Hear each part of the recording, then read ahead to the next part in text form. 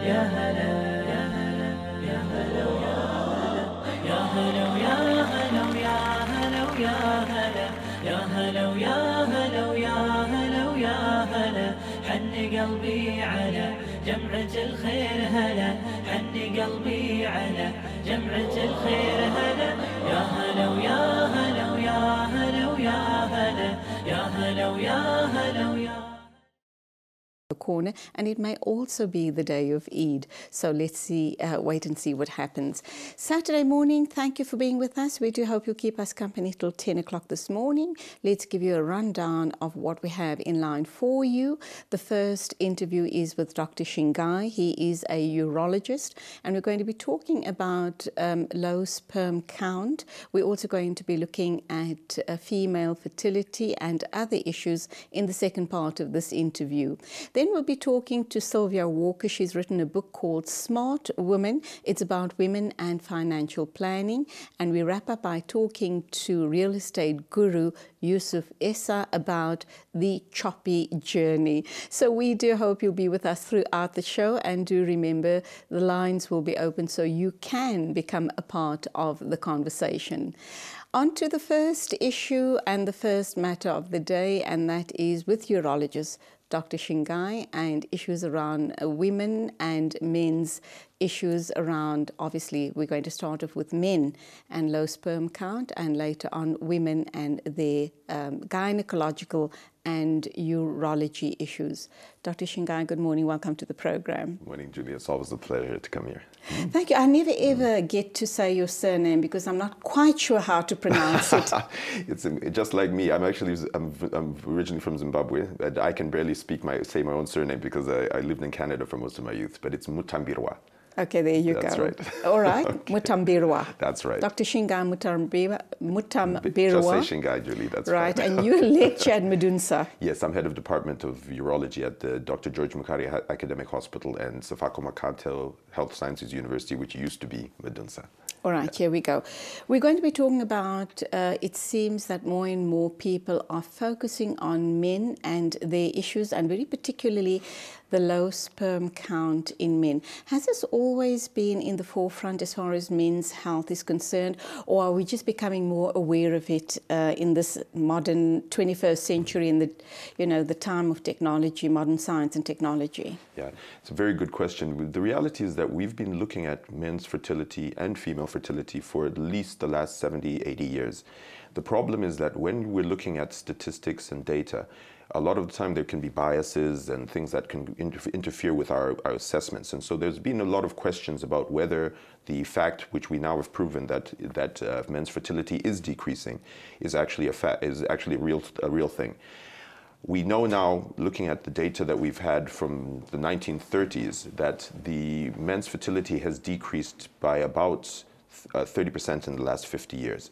And that's when we look at the number of sperm, how they're swimming, and that sort of thing. Because remember, when we're looking at male fertility, guys always look at when a man ejaculates, there's semen that comes out. That's usually about 0.5 milliliter to 6 milliliters. But the point is that most of what's coming out in the ejaculate is actually not sperm. Less than 1% of what a guy ejaculates is sperm. Most of what's coming out is stuff made by something called the prostate, which sits around the pipe for passing water, which is also the pipe for ejaculation, just below the bladder, and another gland called the seminal vesicle, which sits just behind the prostate. These are things like sugars and proteins and things which support the sperm when they're outside of the body. So even if the ejaculate looks normal, there might be no sperm there, they might not be swimming properly, they might not have normal shapes and things like that. So the only way we can actually pick up if a man has a problem with their fertility is by doing something called a semen analysis. And that's a specimen which we collect, we look at it under a microscope. We then look to see how much ejaculate is there. We look to see how thick it is as well, because remember, when a man ejaculates, the semen comes out a little bit sticky, but after about 20 minutes it becomes watery, and that's because of an enzyme that breaks down the semen.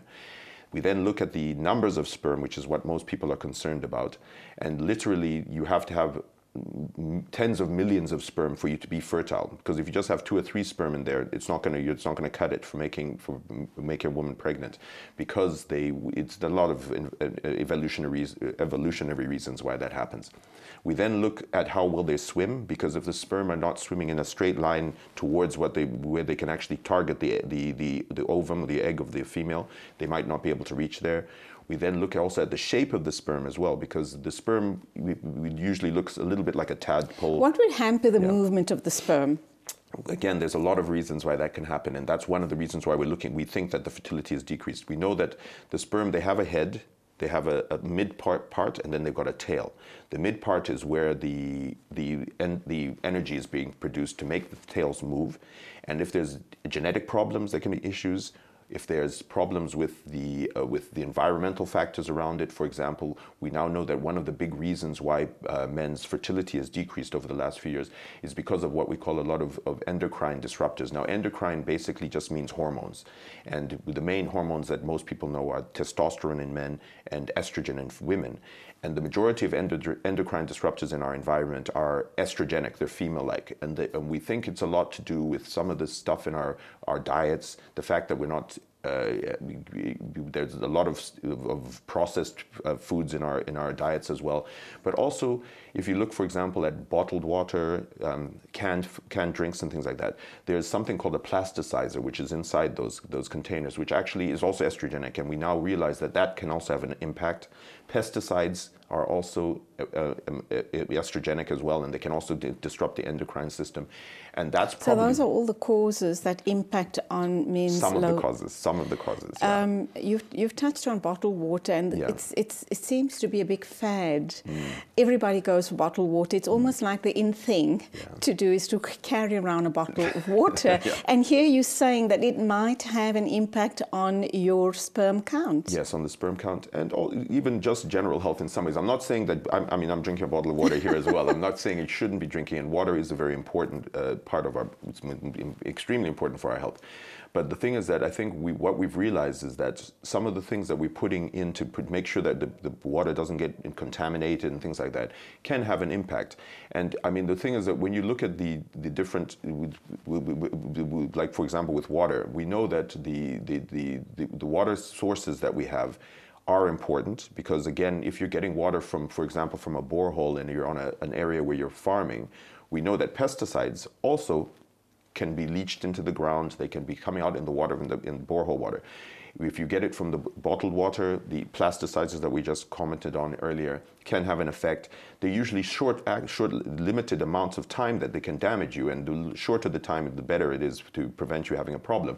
But the fact that if you're going to be drinking the whole day can have an impact. So I'm not saying don't drink bottled water. I'm not saying don't drink canned drinks or whatever. But I'm just saying that it is one of the factors we have to keep in mind. And I think what we're learning more and more is not for the general, although it's important for the general health of men, it's also very important for women. And I think we must, my personal belief, and I'm not trying to pontificate here, but I think if a female is pregnant, she has to be a little bit more careful about the environmental factors that can influence the baby, because remember, in the fetus, when it's inside the womb, is very sensitive to any hormonal changes, and that's why almost any medication can be taken by a female during pregnancy, because we know it can have an impact on the developing fetus.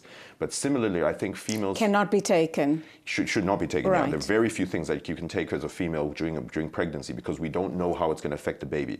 But I think in the last couple of years, a lot of prominent people have now been saying that if you are pregnant, you should be even more careful a bit about what you eat and what you drink. So for example, if I was to have a child with somebody, I would encourage them not to drink from bottles, plastic bottles. I would encourage them not to drink from cans, because even those small bits of endocrine disruptors could have an effect on the fetus. Sure. Similarly, I think even though a lot of people are always promoting organic, that it's better, generally we know it doesn't make that much of a difference to most people. But the good thing about organic products for females when they're pregnant is that there shouldn't be any pesticides there. And even small amounts of pesticides in normal food can have an effect. So I think the only place where I would say that I'm relatively more push for people to be more careful about drinking bottled water, foods and that sort of thing would be if you're a pregnant woman.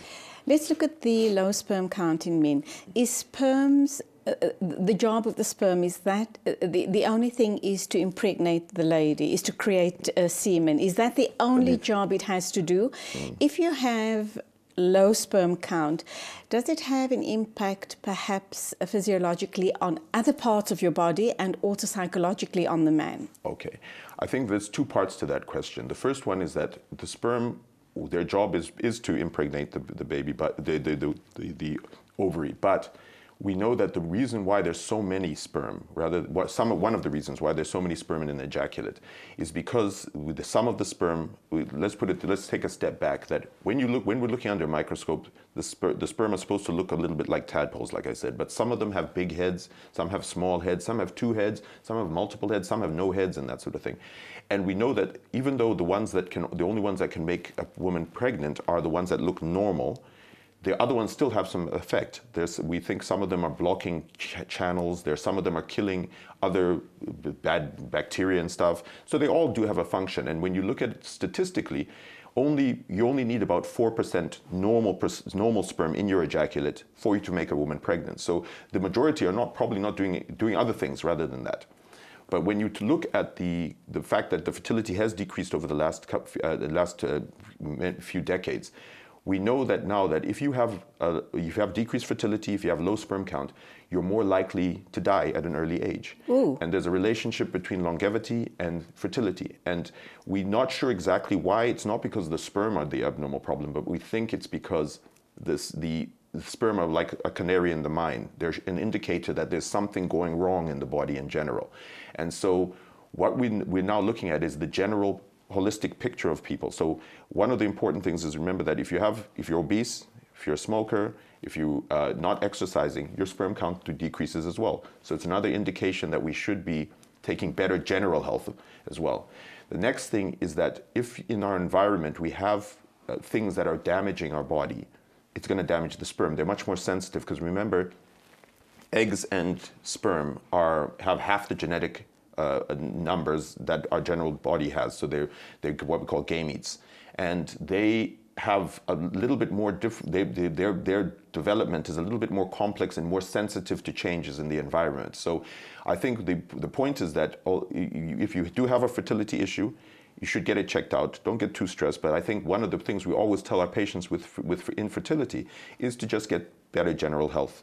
No smoking, exercise, diet, don't drink excessively if you're a drinker, and generally and no stress as well, because stress we now know that stress is not just a thing in the head. It's actually like a gland. It's actually the brain can produce chemicals which we call cytokines, which can go through the body, damaging things like your sperm. So I think more and more in medicine, just like in life in general, that everything is interrelated. And I think we have to start recognizing that our fertility is an important thing, but we also have to look at our general health as well.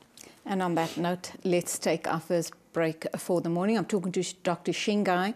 He's a urologist, and if you have any questions or comments, you can call in on the open line. Still to come on the show, we have an author from Cape Town. She's Sylvia Walker. She's going to be talking about her book, which is called Smart Women. And the last interview for the morning will be with Yusuf Essa. He's also here to talk about his book, The Choppy Journey. Do stay with us.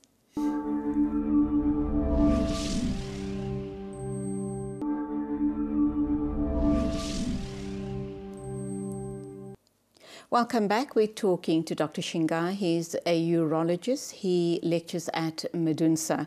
We're talking about low sperm count in men and fertility issues in women. And if you have any questions or comments, do call in on the open line.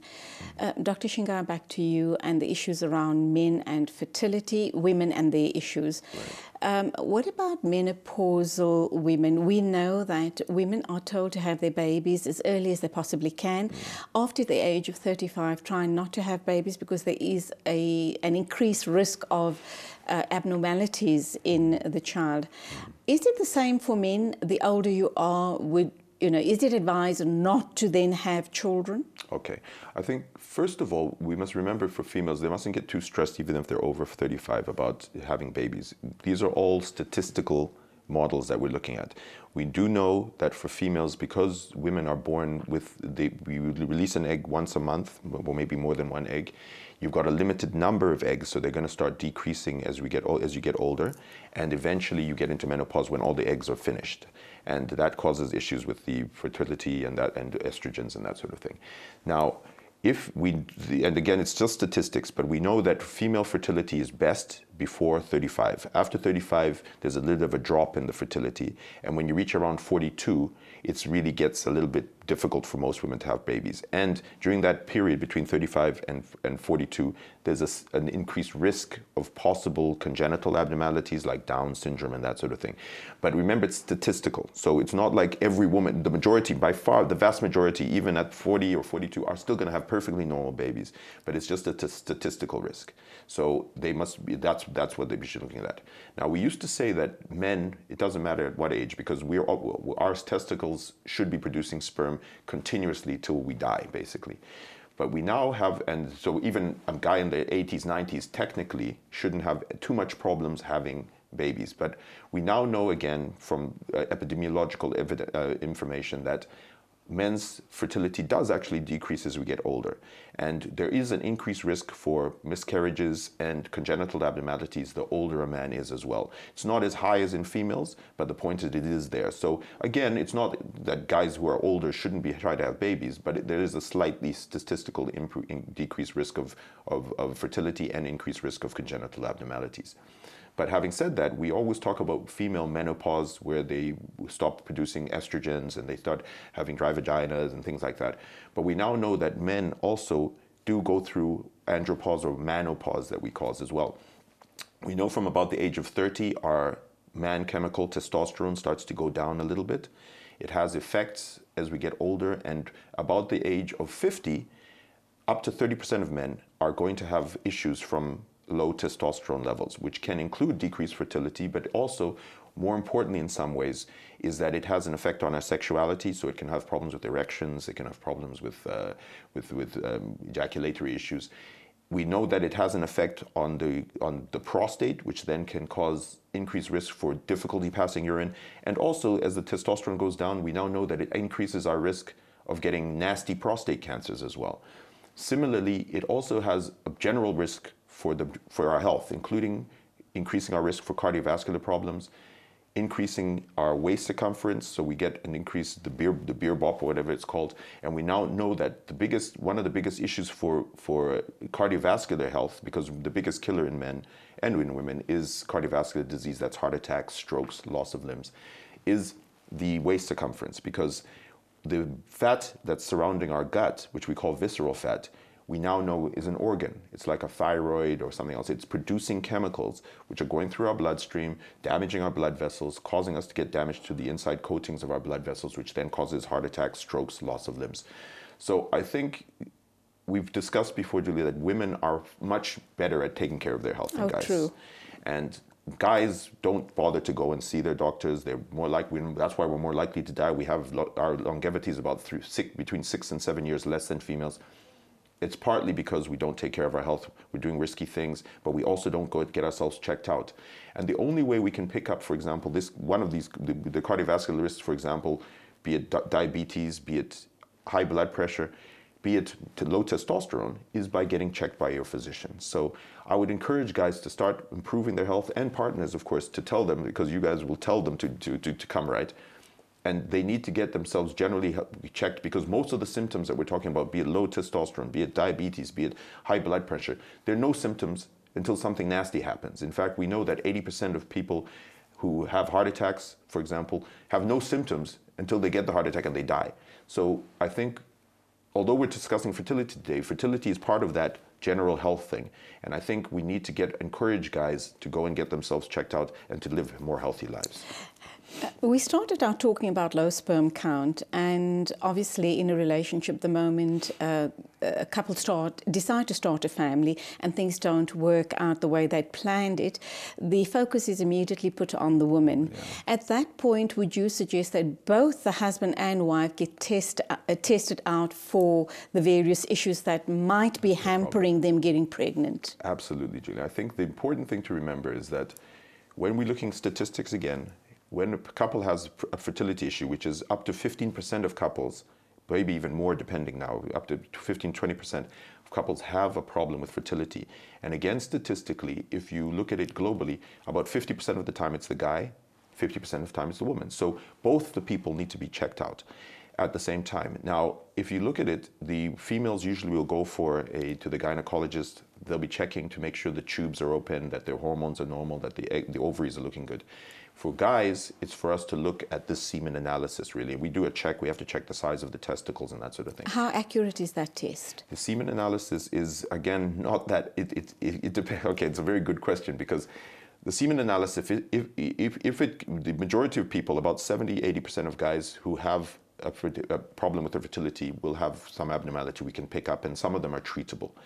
But even when we look at it under the microscope and all that, about 15, 20% of guys will have perfectly normal looking semen, but we still know that they still have a problem making the partner fall pregnant. So I think, although it's a good guidance, there are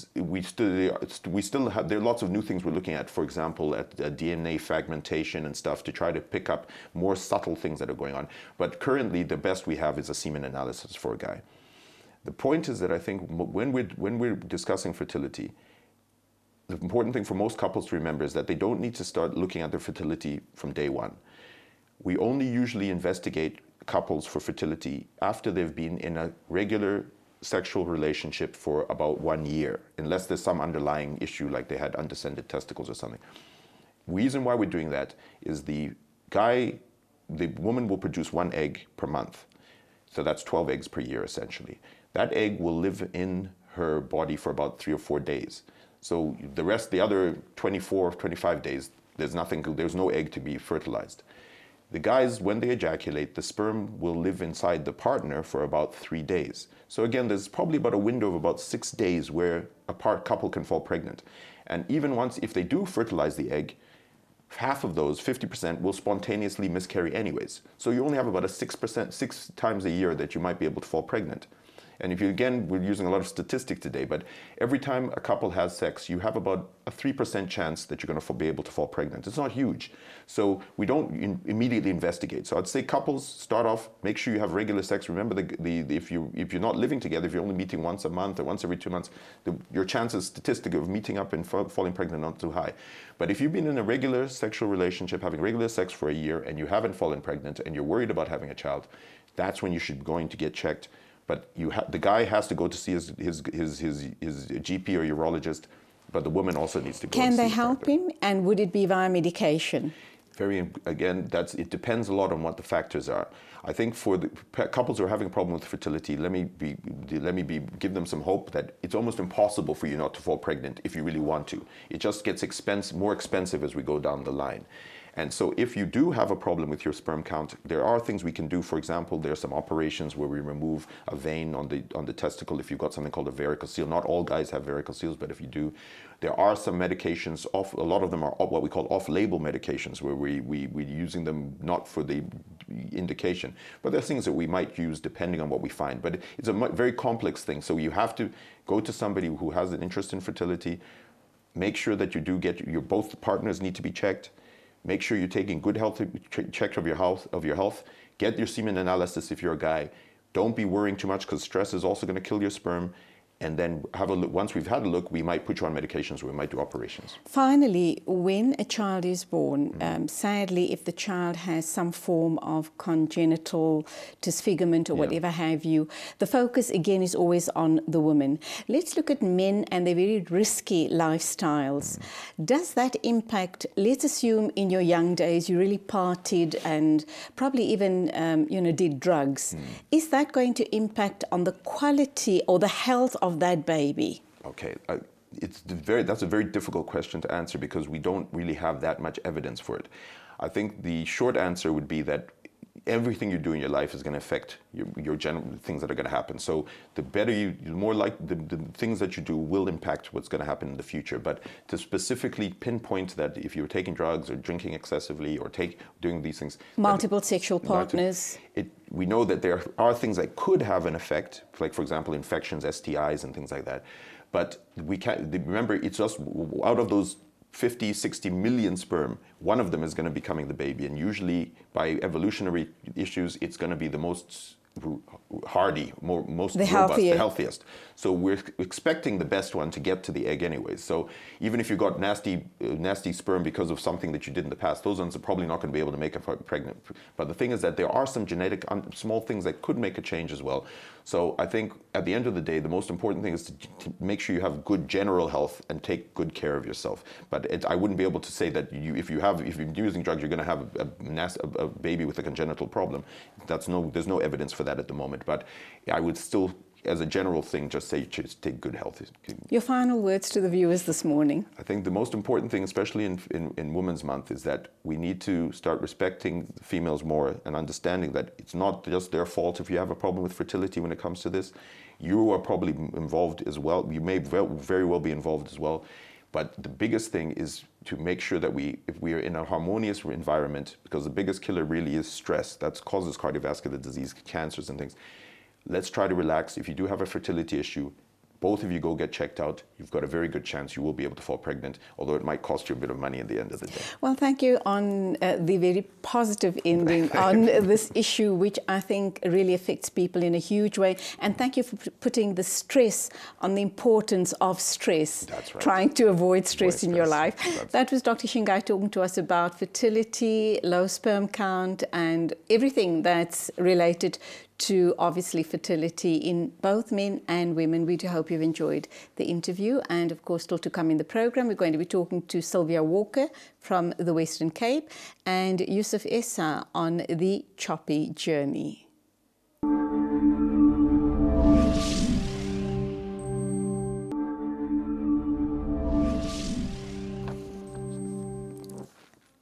Welcome back. We're now going to cross over to the Western Cape. Sylvia Walker is standing by to talk to us about her book called Smart Women, which has just been launched this past Wednesday.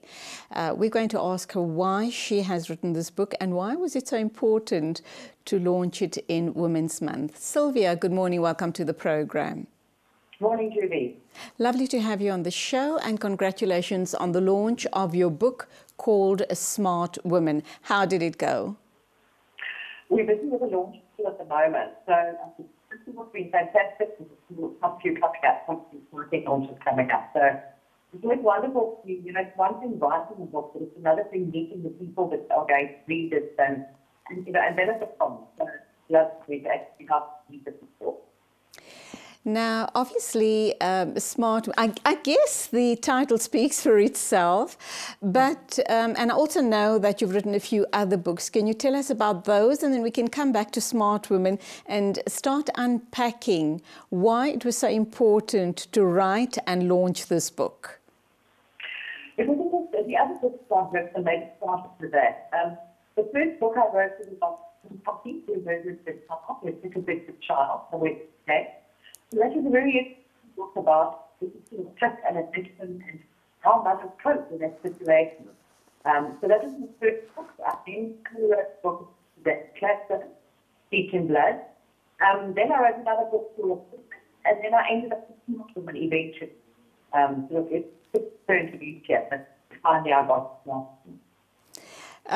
There seems to be lots more to Sylvia Walker than just writing books. I also know that you're a public speaker and, of course, that you come from a financial background.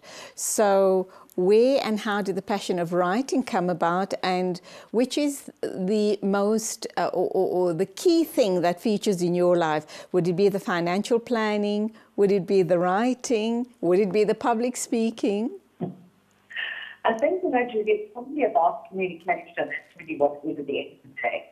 So for many years, in the corporate environment, I spent time doing workshops, presentations, roadshows, talking to women about issues around financial planning. And many people say, why don't you put this in the book? And I never actually got around to it. I was always busy with other things. So it was only once I'd left the corporate space and had a bit of distance that I could actually sit back and write this book. For women specifically, which is women are very close to my heart. So it's all about communication. I put all these together, writing, speaking. The thing is that I often say to people is that I never studied languages. I actually studied business science. I studied marketing. And I've never thing from a literary point of view in terms of education. But somehow inside I had this interest in this passion for writing. And to before, probably about 8 or 10 years ago, I'd often written articles and shorter things, but just this desire to write and the love of the English language was came to before. And I picture that passion, and that's how I started actually writing. Writing actually a small book with it's quite daunting in the beginning, but it's amazing when you put your mind to something, if you read, once you get through it, nothing stands in the way. What was the inspiration behind The Smart Woman, and what can I expect to find in the book? How is it going to empower me when I start reading this book? The idea of being a smart woman is making smart choices in life. So as well, and as people in general, it just relate to women, it's relevant to men as well. But to make a lot of decisions that actually make sure at the end of the day, decisions that shoot ourselves in the foot. So that's the idea behind Smart Woman. Making smart decisions that will actually empower you financially and prepare you forward for building your wealth and great financial security in the future. And men, how about them? If they read the book, what are they going to get out of it? I will say, financial planning and managing our money is not unique to women. So it's just written from a lot of perspectives and particularly covering a lot of the issues that women deal with and relate to. And often as we go through life, the decisions being made at those critical points of life, changing decisions, and even when things happen in life, those decisions actually have a huge impact or can have a huge impact on us much later on. So it's not that it's relevant to women specifically. Men have the same issues and same concerns. I've just written that looking at it from a point of view. And also, I think often women are quite about mental history. They're not as men, dominated. The language is very sort of harsh and it's very numerate and it's very factual. Whereas I think women often we like to speak to each other. We like to gather information. We perhaps like to take more time to get information before making decisions. So I think it's just a different approach when one speaks to women. We're going to go out and buy the book and obviously wanting to understand how they can be smarter as far as money is concerned. What would you say to them? Which chapter or chapters should they be focusing on, and how should they actually apply to their own lives? Because obviously it's different from woman to woman. It is different from women. The book is basically in two parts. The first part is about managing your money better, finding money that you can invest. And then the second part is actually how to invest that money, what options are available. So I think there are a lot of people who have different needs, as you say, and then have different takeouts from the book. But by and large, if you're unhappy or uncomfortable with your relationship with your money, or you feel you need to protect or you need to, if we talk about the numbers are horrendous in Africa. There's so many people who are deep in debt. And that's an indication of not being in control of your money, not managing your money properly. So there's no specific chapter. I think it covers a broad spectrum of areas from understanding yourself. What are your own drivers? What is your money personality? And who's competing for your pocket after? And who's wanting your cash? And this is part of the problem why we don't have money. There's so many people competing for our money at the end of the month. So understanding all of that, and then understanding and giving quite a number of tips and ideas as to how to make smart decisions using your money as opposed to blowing and hope to living off your pay. And then, as I said, the second part of the book is all about investing. How much money must be invested? What is private? What is the risk profile? The stock market work? Because I think often people make poor decisions if they don't have knowledge then. So because they don't understand really how investors work, how the financial markets work, people can come along and promise to first, and then they end up making a lot of money after the full use and that kind of thing. So it really adds simple language to tell people how money is made, how investments work. Well, I think on to our final question from one woman to another.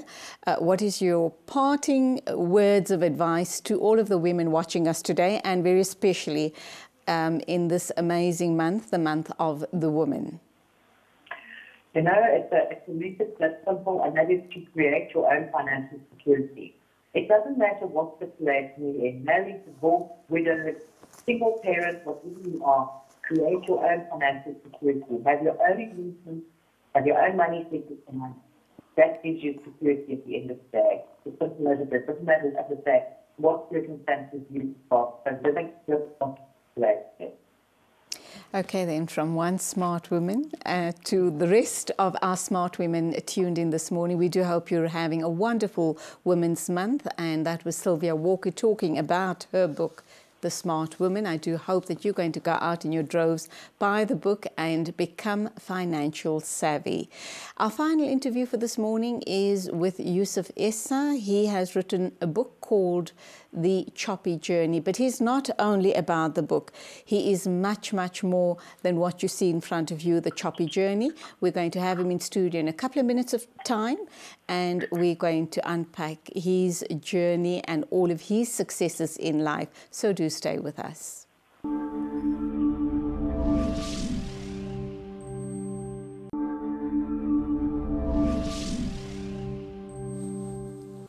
Bismillah ar-Rahman ar-Rahim. Welcome to the program. This is the Saturday morning edition of Let's Talk. We're coming to you live from our Sunning Hill studios in Johannesburg. And I'm really excited about this interview. It is with Yusuf Essa. He's written a book called The Choppy Journey. And if the cameras will just focus on this little gift bag here, you'll see what the cover of his book looks like. And the good news is that Yusuf has agreed to give away a couple of books on the show. So if you call in with a comment, then inshallah you stand in line to win a book on the show this morning. Yusuf sounds like an amazing man. He's a CEO, he's an entrepreneur, he's a multi-award winning real estate brand. He's also a father. So we're going to talk a little bit about his journey, how it started, and inshallah, if you are kind of battling, you just haven't found your niche in life, maybe Yusuf will inspire you by way of this program this morning to enrich your life by going out and trying your hand at different things, and who knows, one of the things might just work out for you. Yusuf, salamu alaikum, welcome to the program. Walaikum salam, Julie. Thank you for allowing me the opportunity to be here today. Thank you. Lovely to have you on the show. Thank you. And I must be very honest, the first time I've heard about a chop prop, where do you operate? I've never seen a chop prop board anywhere. Well, Julie, firstly, chop prop started off about 10 years ago. We started the business after being in various businesses. We come from FMCG. Myself and my wife being in various businesses. We started real estate about 10 years ago.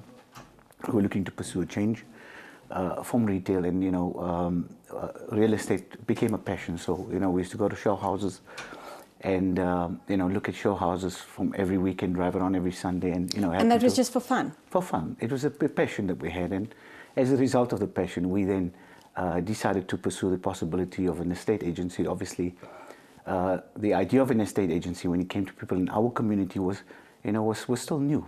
The idea of estate agents in the country was new, especially from people from our communities. There's a lack of presence when it comes to property professionals from our communities, be it not just Muslim, Indian, emerging Black markets. in general.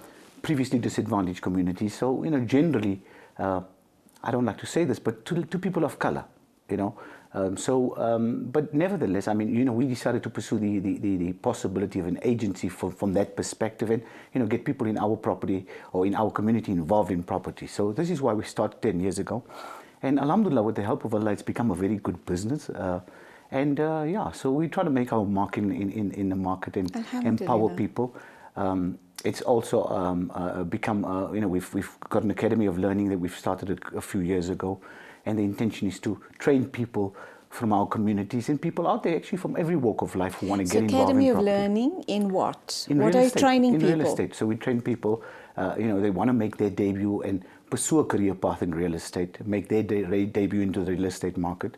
and we want to, be the helping hand to them and help them, get to understand the property industry better, understand why property and why is it probably the best industry for them. But it's a tough industry to be in. Absolutely, but I mean, again, what is easy? There's no easy way in life, and we know that.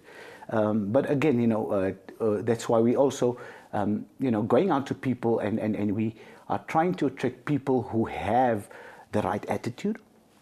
It's a service business, and we're looking for individuals that not just passionate about property, but passionate about people, passionate about service, people that are efficient, people that are competent. Those are the type of people that we're looking for. It happens to be an ideal market in the women's world because, ideally, we've got a lot of housewives. You'll be happy to know and amazed to find out that 99% of our agents are women.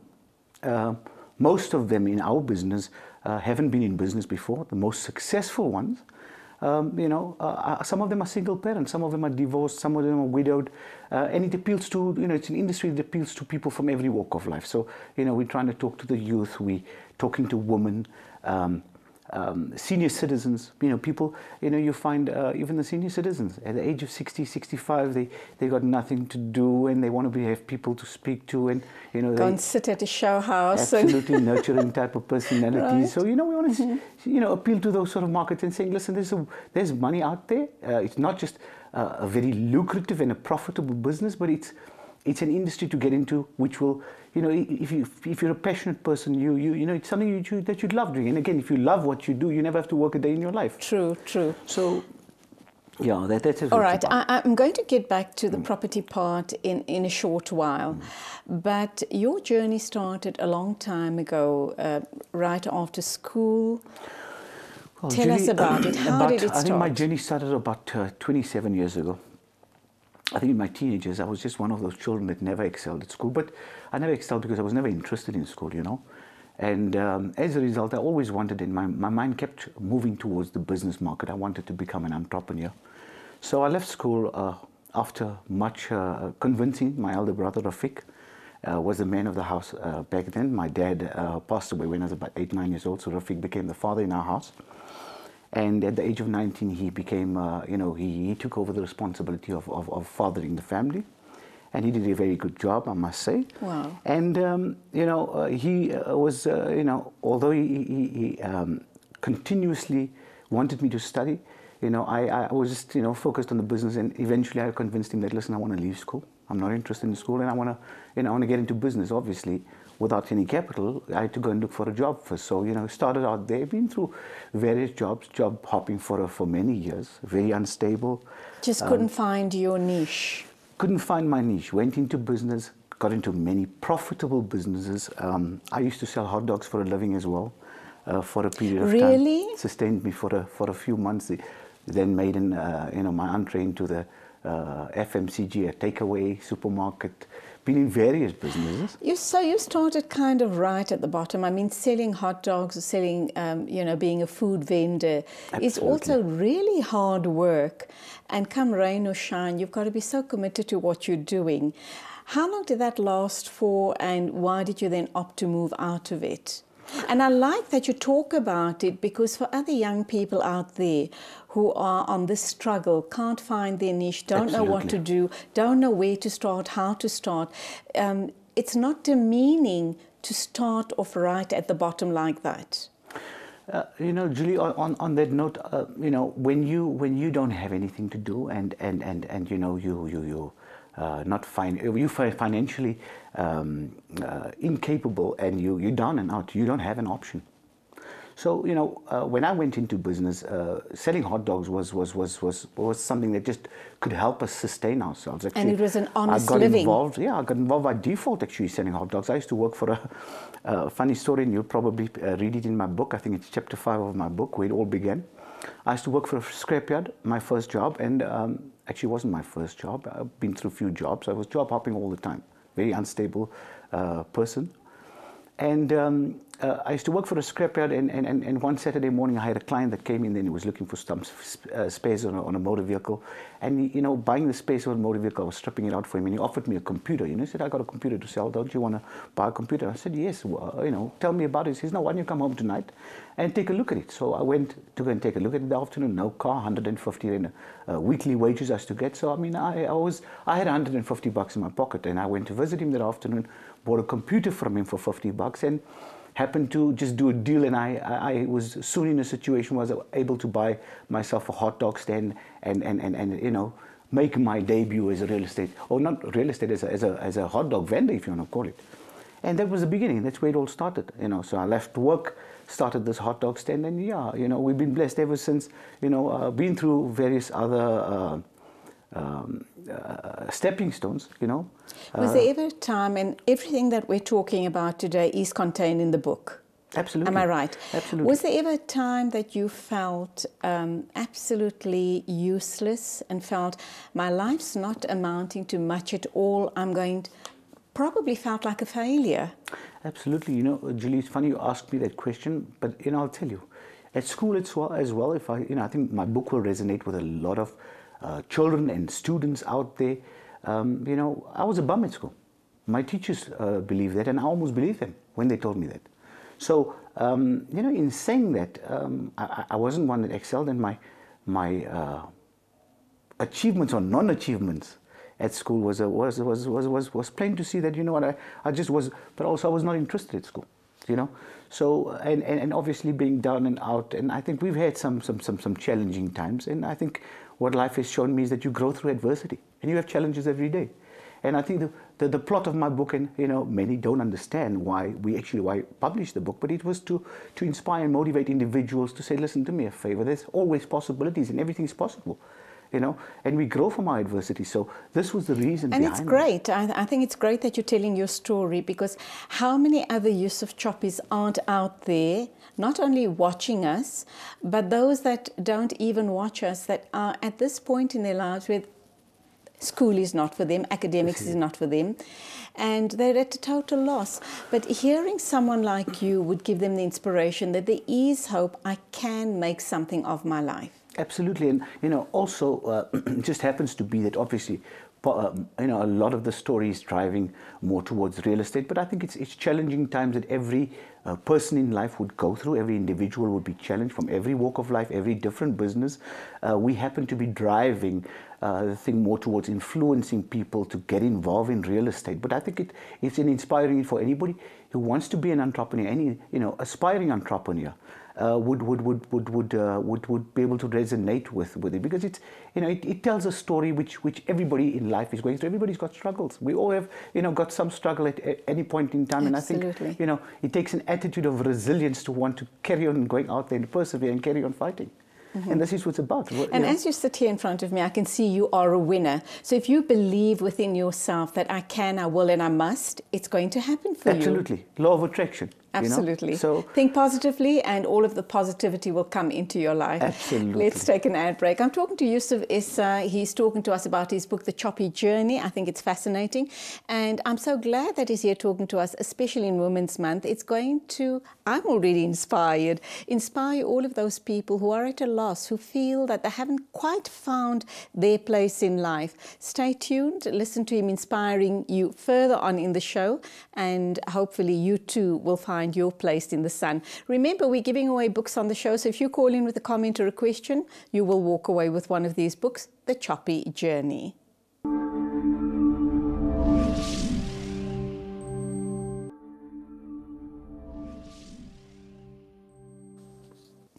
We're talking to Yusuf Issa. He has written a book called The Choppy Journey, and we are giving a few books away on the show this morning. So do call in with a question or a comment. We'd love to hear from you, and we'd also love to give you one of these books. I think it's really very inspirational. And for the people living in Fordsburg, Fitas, you know, in that area, I think there's some amazing pictures in this book, and you would definitely, it would bring back a lot of memories for you. So I'd urge you to go out and get the book. If you're listening to us this morning, then call in and you can get one of the books on giveaway. Yusuf Issa is our I guess he's written The Choppy Journey. Let's talk about then how you got to the point where you've decided real estate is for you. This is the route you're going. How difficult was it to get started? And today, here you are sitting in front of me, a huge success story. Julie, let me start by saying it's been challenging from day one. Okay, to get involved in an industry which is dominated by the bigger brands was a huge challenge for us when we went out with the idea to market property. You know, in being Indian, let alone selling property, the idea of owning property not so long ago was not even allowed for us. We had to buy property by means of a nominee. If you have to just backtrack and just recall. True. So where we come from, remember the attitude out there, especially to people or the bigger brands that dominate the industry, for us to come in and make our mark and try and get into the market. We went through lots of trials and tribulations. Why did you decide to start up your own brand rather than joining one of the big name brands? You know, actually, I think to be honest with you, we were looking at buying out a franchise with one of the other leading brands at the time. They've actually closed a long time after we had opened. But at the time when we were, we was in the process of selling our business, our FMCG stores, we had, a meeting with one or two of the franchisors to, pursue the possibility of establishing an agency with another brand. And then, when we looked at the costs and said, I just thought about it and I said, we should go out there with our own brand. We don't have a brand in our community. And amongst the emerging markets that can go out there and make this mark, and let's make this, that sort of a brand that could be a brand to the people in our communities. So that was the idea, initially. So when we came out with Chop Proper, initially a lot of people didn't take us seriously. It almost was a little bit of a joke, possibly. Absolute mockingbirds. We had a lot of mockingbirds out there, and when we went out there and when we started making the mark, and through perseverance, obviously you need the will to survive. It was very challenging. There are times we wanted to give it up, and then we just decided, listen, we committed to this. I realized I'm actually I would say my strong points are marketing. And, I understand that, successful brands only are successful when people can associate you with what you do. So we decided that we're going to be committed to this, and we took a very disciplined approach that no matter what, people will know us for what we do. How long after establishing the brand Chop Prop did you start seeing returns and you realized you're onto a big thing here? Julie, to be honest with you, we only at our starting point. Okay, whatever successes we've achieved with the help of Almighty, we're deeply grateful and very honored and proud for that too as well. But I believe the journey's only just begun. As far as profitability is concerned, we've been running a very purposeful journey, and the profits are yet to come. So, Inshallah, we're hoping that, through perseverance, and obviously we want to empower people who want to extend or help us extend our footprint. Out there we'll train people and individuals who want to come in for our causes and buy into our trade partner opportunities and franchises who can partner with us all over the country, if not in fact globally. So how far does your footprint reach? At the moment, we're almost national. We're just not in Cape Town at the moment. But we've got lots of franchises. I think the last time we checked, we had about 800 to 900 franchise inquiries. But we're quite particular about who we bring on board. Service business, you don't deliver service, you're clearly out of business. And again, bringing our business to disrepute, it's taken us a long time to establish a very good reputation, and we treasure that. And there's a value system that we uphold, and we, are very picky about who we take on board. If somebody comes on board, they must be passionate about service delivery. Being a real estate agent, you're selling real estate property, you're selling residential property. Sometimes you've got to be available all sorts of hours. You've got to take calls. Saturday, Sunday, people want to look at properties. You don't answer your phone. You clearly lose the business, you know what I mean? True. So, now, how long are you in business? We're in business for 10 years now, alhamdulillah. Alhamdulillah. You call yourself Chop Prop International. No, the holding company is Chop Prop SA, but we've extended our presence. We've got trade partner arrangements with Mauritius. We've also doing Dubai. We currently are now also we've just signed up a deal with, in the process of finalizing a deal with a very big Indian developer in India. So we're looking at a good few developments with them. So we're bringing India to South Africa as well, and showcasing international property in South Africa to our investors. Our business, we've managed to build a reputation for some of the most affluent real estate investors throughout the globe, and we are showcasing property all over the show. We've realized that the niche lies all over the world. People need a roof over their head. That obviously means you travel very widely. Yes, I do. So who holds the fort whilst you're traveling? Well, look, we've built up a very good structure with our company, and we continually strive towards continuously bringing in people on board. Our greatest investment is the people that we bring on board, our trade partners, our agents, our the team of property professionals, our management. My wife Shazia, also a very strong part of not just my chopper journey and a major part of my chopper journey, but in chopper up success as well. I must attribute a lot of our success. She's been with me throughout the journey, and a very strong personality as well, and very supportive. So yeah, she's played a major part. Brilliant. Let's take our first caller. Assalamu alaikum. Welcome to the show. Caller, you're online. Welcome. What's on your mind? Hello, assalamu alaikum. Wa alaikum salam. How are you, Julie? I'm good, thank you. Nice of you to call in. What's on your mind? I did bit of the bird, but shukr for Allah.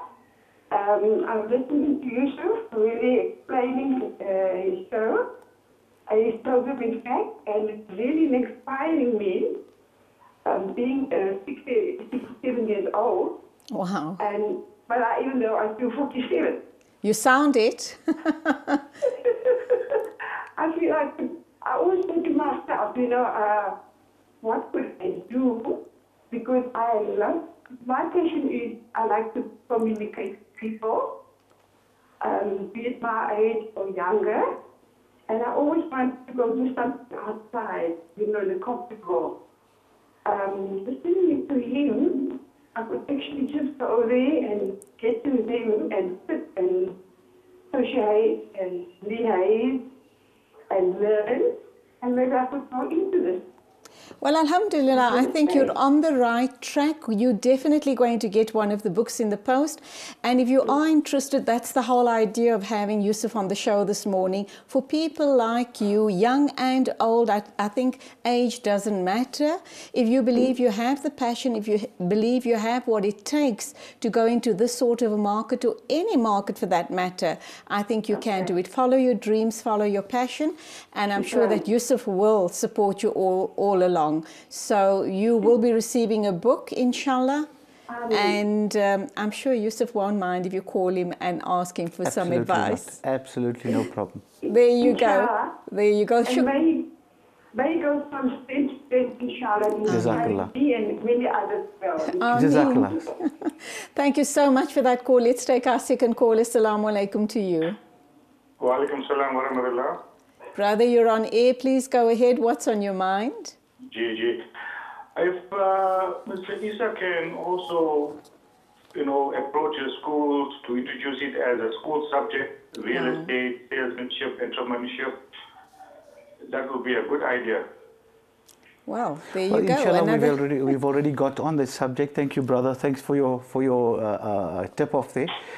We have got quite a few schools that we're talking to at the moment. I think we've also had an inquiry where one of the schools want me to go and have a chat with the children and the matriculants as well. So yes, it is in progress, and we're open to ideas as well. So please feel free to contact me if there's anything that you feel that we need to tap. Again, our intention is to increase our reach and get to people out there that want to make their debut into the industry.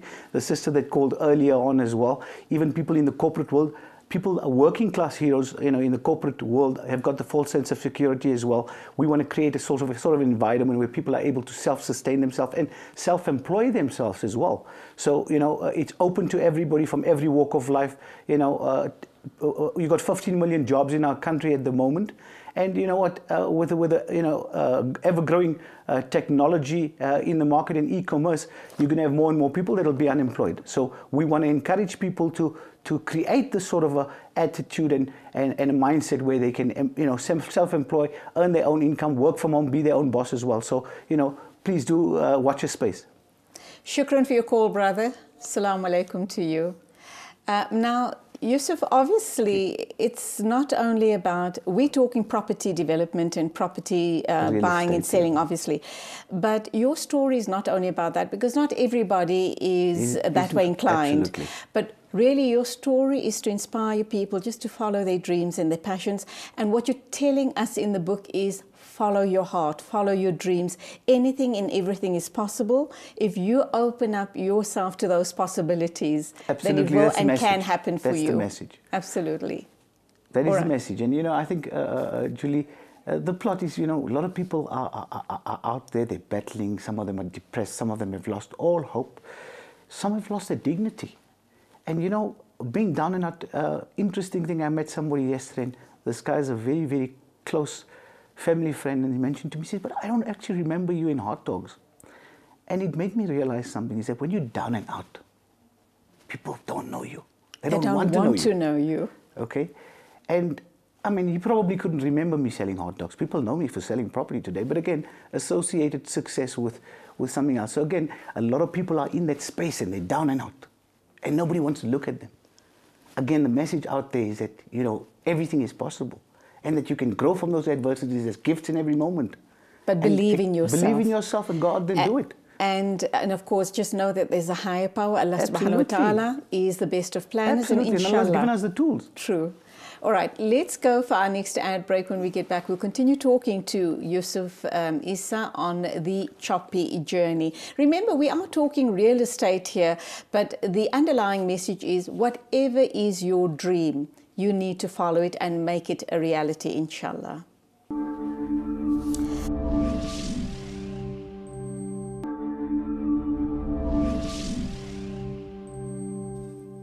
We're into the final segment of the show this morning. We're talking to Yusuf Issa. We're talking about the choppy journey. We are giving away a couple of the books, so do call in and become a part of the conversation. You will walk away with one of the books. It's called The Choppy Journey. Yusuf, a couple of years ago, let's say 20 odd years ago, there was a big property boom in South Africa, and a lot of people, and prior to that, a lot of people were buying, they were investing in townhouses, not to live in, but to rent, and they were making money that way. Is that still a good idea? Absolutely. Look, property is never a bad idea to invest in property. You know, property works on cycles, every 7 year cycle. So yes, you will have quiet patches, and you will have patches where interest rates are on the hike, and you know, you find that people are going through tough times and able to service them. But the best time to actually buy is when, throughout those tough times, you buy throughout those times when everybody wants to sell, and you know, you walk against the wind. That's when you actually make the money, because when you're buying and when people are selling, you're able to hold, and this is how your values grow. The real estate market in South Africa is worth 7 trillion rand. It contributes towards 15% of the gross domestic product in South Africa. And it's a very lucrative business. And you know, let's be honest, you can't do without a roof over your head, right? So again, before you go to ShopRite Checkers, before you go to Pick n Pay or wherever it is that you shop your groceries, and before you decide whether you're buying Nescafe Gold or Nescafe Classic or Recoffee or Frisco for that matter, before you establish your budget on your groceries, you're going to pay your rental first, or you're going to pay your bond first. So Okay, so you would advise, because I know that a couple of young people I've been talking to recently who were thinking of going to the property market, they still live at home with their parents, but their thinking is that we've got a sizable deposit, we can put it down on a townhouse and then rent it out and let the people renting pay off the bond. Or you might have to still subsidize the bond a little, but that still is a good idea. It's the best idea. In fact, the return on investment that you probably get on property, you won't get in any other business. And I say that again, you wouldn't get in any other business. A lot of people don't understand why property is your best choice. You know, Franklin D. Roosevelt says it well. He says, real estate is your safest investment. Purchased with common sense, managed with reasonable care, is the best investment in the world. And well said. Funny, you know, when you look at that, people buy. Let's take into consideration somebody buys a townhouse for 700,000 rand, and they put a 10% deposit, they associating the purchase that as in that they paid 700,000 rand, not thinking that they've only invested 70 grand as a deposit to that if they never got a 100% bond.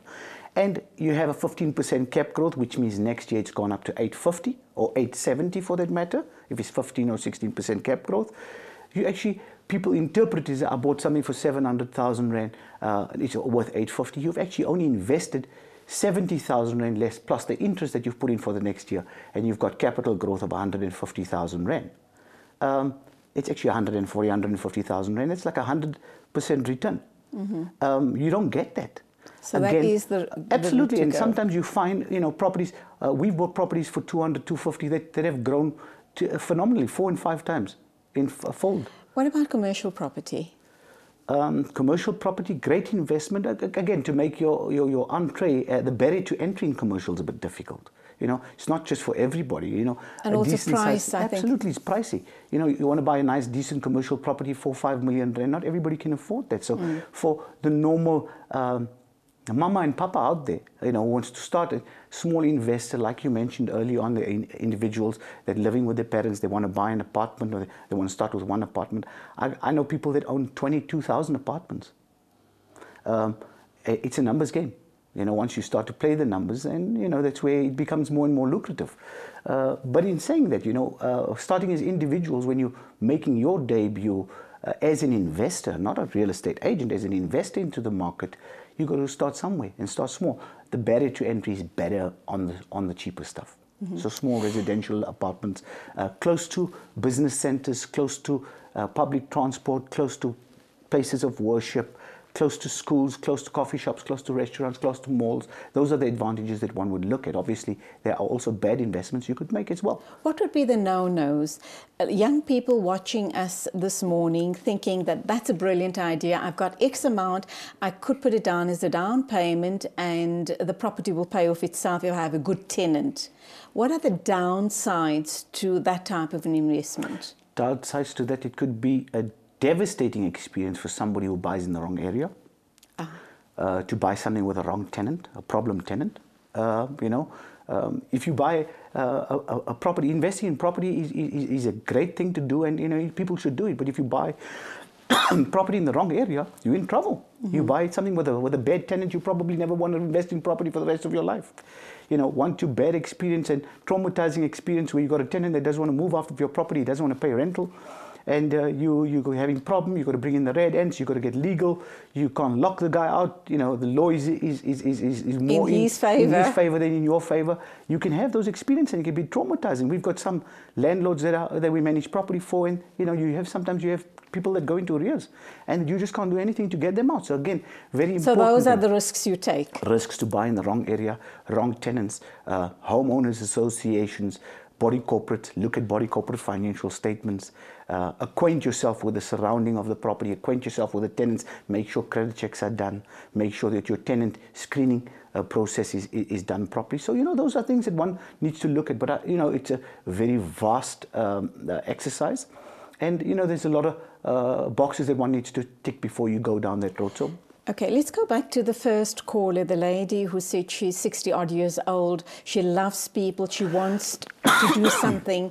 She has the time to do something and she wants to enrich and fulfill her life. There are many other people out there who have the time and who would like to do something like this.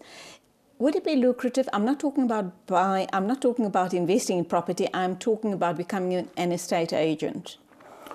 Definitely a good idea.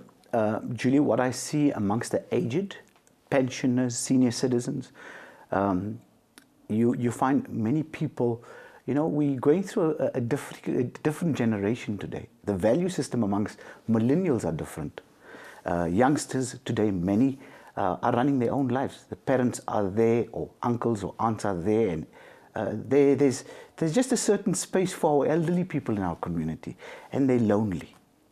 They want something to do. Serve the... That very adversity, if you want to call it, is an advantage, because people amongst our pensioners and our elderly, our peers, are lonely. They need to talk to people. Here's a role they can play. Absolutely, they're nurturers. Okay. Do you know All what right, I'm we've saying? got about 3 minutes to wrap up time. Let's talk about the award, the international award that you received. What was that about? Which one?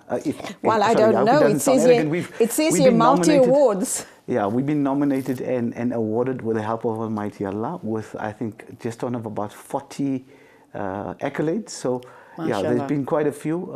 I think we were nominated for Best Real Estate Agent for South Africa as well as the African continent, and quite a few. What was the many others. criteria for being nominated? For being nominated. Look, I think they consider a lot of different things that we do.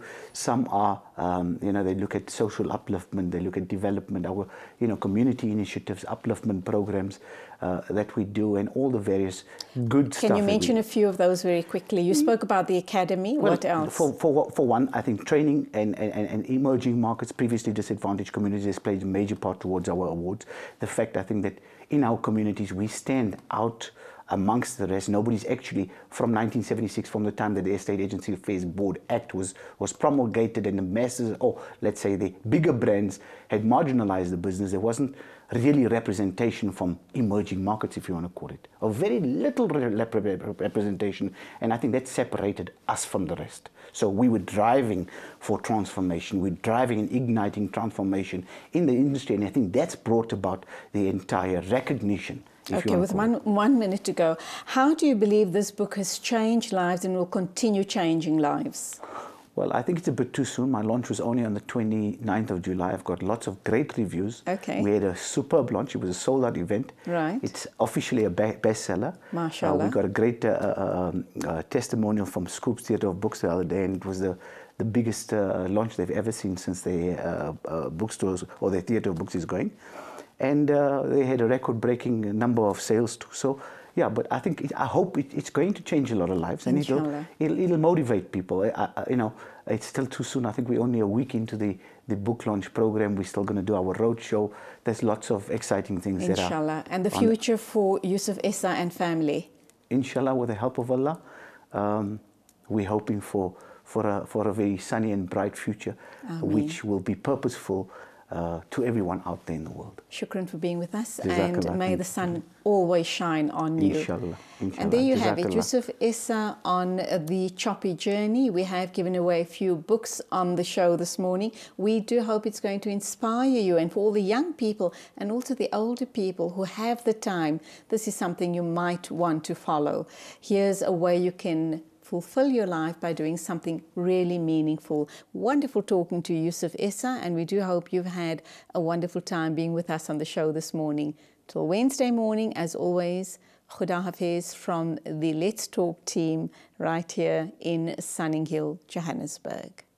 يا هلا يا هلا يا هلا يا هلا يا هلا يا هلا يا هلا يا هلا يا هلا يا هلا يا هلا يا هلا يا هلا حن قلبي على جمعة الخير هلا حن قلبي على جمعة الخير هلا يا هلا ويا هلا ويا هلا ويا هلا يا هلا ويا هلا ويا هلا